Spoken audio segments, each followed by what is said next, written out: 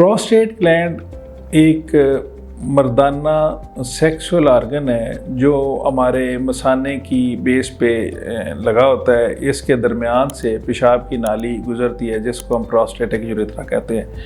ये नाली दूध को तकरीबन दो हिस्सों में तकसीम करती है, एक राइट है और एक लेफ़्ट है।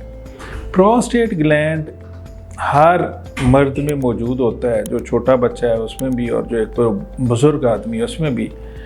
तो अगर ये बीमारी रिलेटेड है टेस्टोस्टेरोन से, जिन लोगों में टेस्टिस नहीं होते उनका दूध नहीं बढ़ता। ये दो तरह की अमूमन प्रोस्टेट ग्लैंड की बीमारियां होती हैं। एक प्रोस्टेट ग्लैंड का simple enlargement, benign enlargement of prostate है, एक और कैंसर है जो मलिग्नेंट एनलार्जमेंट ऑफ प्रोस्टेट है। इनकी जो अलामतें हैं शुरू में तकरीबन एक जैसी होती हैं, लेकिन अगर बीमारी कैंसर वाली ज़्यादा फैली हुई हो तो फिर उसके सारे जिस्म पे असरात नज़र आते हैं, जो कि सादा दूध बढ़ने से वो असरात नज़र नहीं आते। दोनों में ही पेशाब की तकलीफ़ें होती हैं, पेशाब खोल के नहीं आता, आराम से नहीं आता, रुकावट महसूस होती है और बार बार पेशाब आता है, पेशाब की धार कमज़ोर हो जाती है, रात को बार बार करना पड़ता है, दिन को बार बार करना पड़ता है। आजकल प्रोस्टेट ग्लैंड के बड़े सादा से ऑपरेशन आ गए, उनमें थोड़ी सी मसला ये है कि वो थोड़े से महंगे हैं दूसरे ऑपरेशनों से, लेकिन वो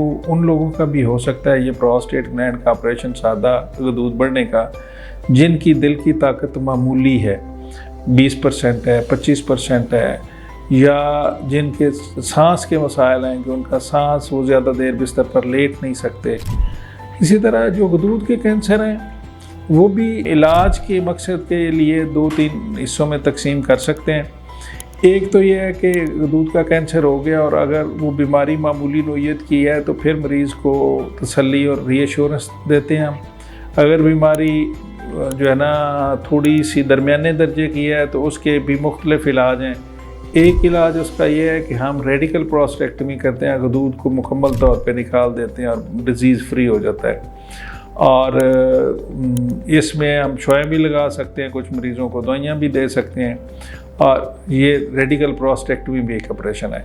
जब मेटास्टेटिक डिजीज़ हो जाती है कि जिस्म के ये कैंसर दूसरे हिस्सों में फैल जाता है तो फिर रेडिकल सर्जरी या दूध नहीं निकाला जा सकता, लोकल फैला हुआ होता है, तो ऐसी सूरत हाल में हम रेडियोथेरेपी और कीमोथेरेपी और हार्मोनल थेरेपी एडवाइस करते हैं।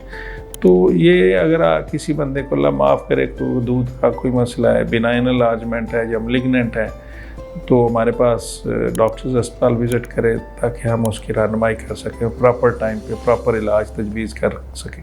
शुक्रिया।